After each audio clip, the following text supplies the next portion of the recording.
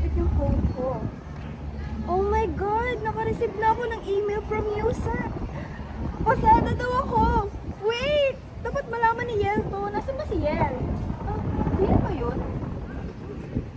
Yes! Good news! Ano ba yun? Alam mo ba, pasada ako sa USAP? Talaga? Yes, but passer na ako. Meron na palang result? Teka, tingnan mo nga. Hala, oo nga! Pasada din ako! Finish na tayo! Oh my God!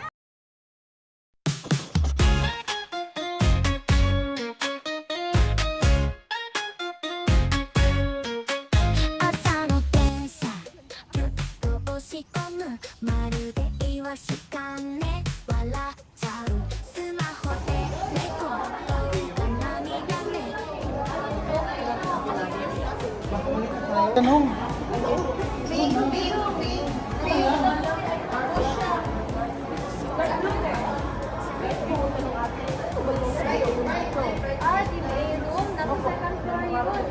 Salamat po. Nasa third floor tayo. Tara na. Babalik na tayo.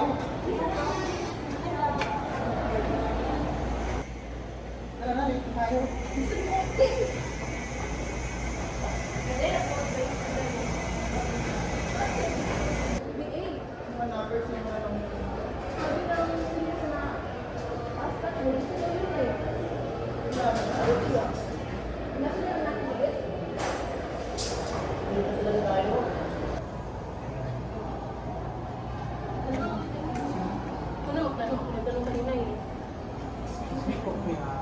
Ano ba magkano? Ay, saan po ba ito yung BBA ko? Sabi ko kasi yung isang senior Ma- sa second floor. Opo. TBA room?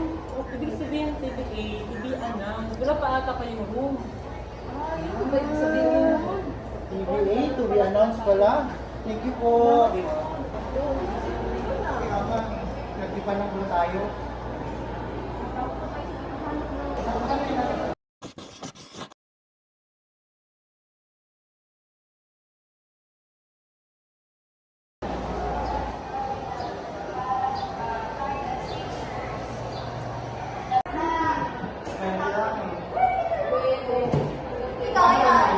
Good morning, class! Magandang araw sa inyo lahat. Ako nga pala ang inyong guro sa Kulturang Popular. Meron na ba kayong idea kung ano ang Kulturang Popular? Okay. Nakatabang kayo. Ma'am, ang Kulturang Popular po ay nagtuturo sa kultura. Tama! Napakahusay yung inyong sagot sa ito. Dahil sa sinabi ka, ayun ang ating nalilin sa Kulturang Popular. Ngayon, dahil na-discuss na natin kung ano ang Kulturang Popular, ibabahagi ko naman sa inyo kung ano ang ating LE. Bakit hindi nyo naman mo kaya kung nagiging nyo ang LE? Kumukulit agad yung mga nunod ng mga Ma'am, ang dami ng LA. Like, oh my gosh. wala tayong magagawa dahil kayo ay nag-aaral at sumusunod lamang tayo sa ating syllabus. At dahil dyan, nalabat ko na ang mga LE sa ating UBT. Maaari mo yung tingnan upang malaman kung ano ang ating LE. Dahil ipapasa niyan siya next week. Yes, next week na siya. Ma'am, next week po ba? Yes, Miss Mamamar. Next week. Ma'am, ang dami ko namin requirements sa ibang subject. Wala naman ang magawa. Ma'am, hindi ko po alam kung hindi. I-move mo. Hindi natin siya ma-remove dahil masisira ang ating schedule. Meron kasi tayo, pinafollow dun sa ating calendar. Kung mapapasa mo kayo, o hindi ka. Kung maaari na kayo, umuwi, pero isa muna tayo. Maraming salamat. Bye-bye.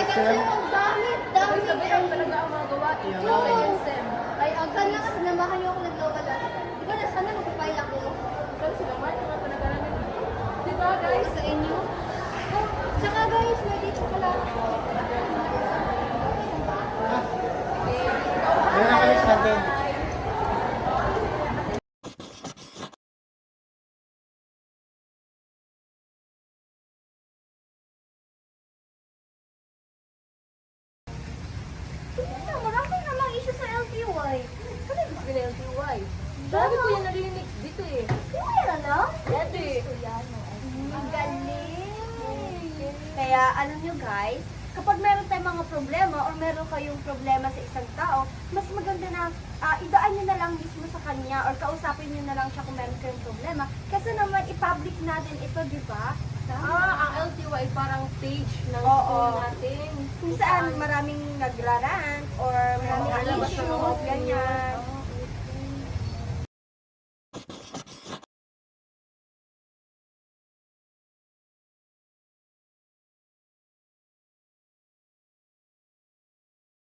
Hi, Miss Mary. Maaari ka ba lang interviewin?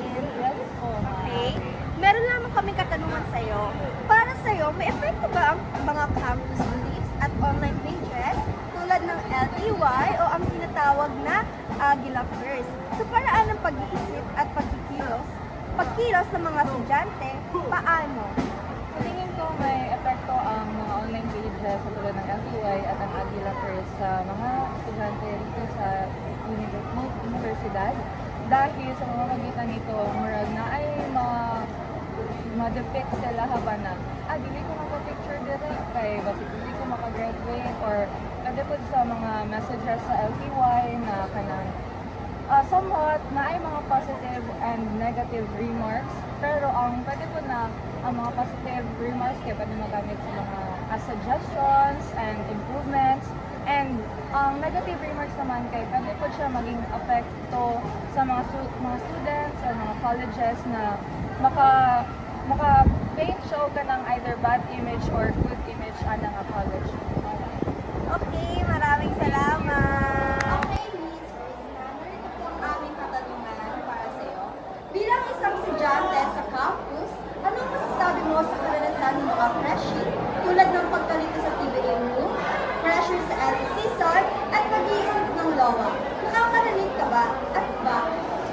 Well, of course, no, makarelate kita rin naman. At first, one ko, freshie ko lang tayo po. Nagulala po ko ang LE, kaya syempre, the pressure, dili lang siya sa, dili LE, LOA, nagulala po ang LOA. Kaya dili lang siya tungkol sa pressure sa LE, but of course, pressure po sa kanang palibot po sa LE.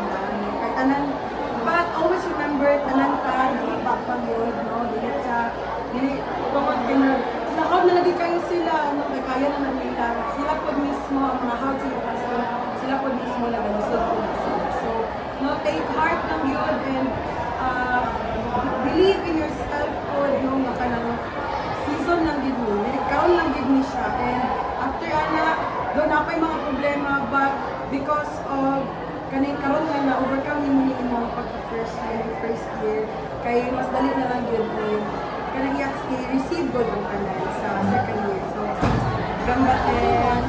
Ang buhay freshie ay hindi lamang kwento ng mga karaniwang estudyante. Ipinakakita nito kung paano nababasag ang stereotyping, kagaya ng pagkakaroon ng stress, ambisyon, pangarap ay hindi nakatali sa kasarian o anumang estado ng isang individual. Sa lanta ng anak ni Mommy, kami ay hindi lamang tagatanggap na ang kalaman, kundi kami rin ay producer at kritiko ng kultura na aming ginagalawan. Binabasag namin ang tradisyonal na hierarkiya na produksyong kultural sa loob ng aming pinakita namin na ang katotohanan ay hindi lamang isa o permanent. Ito ay nabubuo sa mga usapan, meme culture, viral posts, at kolektibong paraan o karanasan. Hi! Alinsunod sa SDG number 10, ang proyektong ito ay nagbibigay diin sa mga mag-aaral upang mula sa pagiging consumer ng kultura ay magiging aktibong tagapaglikha din sila nito. Hindi lamang kami Yusupiano, kundi kami rin ay produkto ng kultura.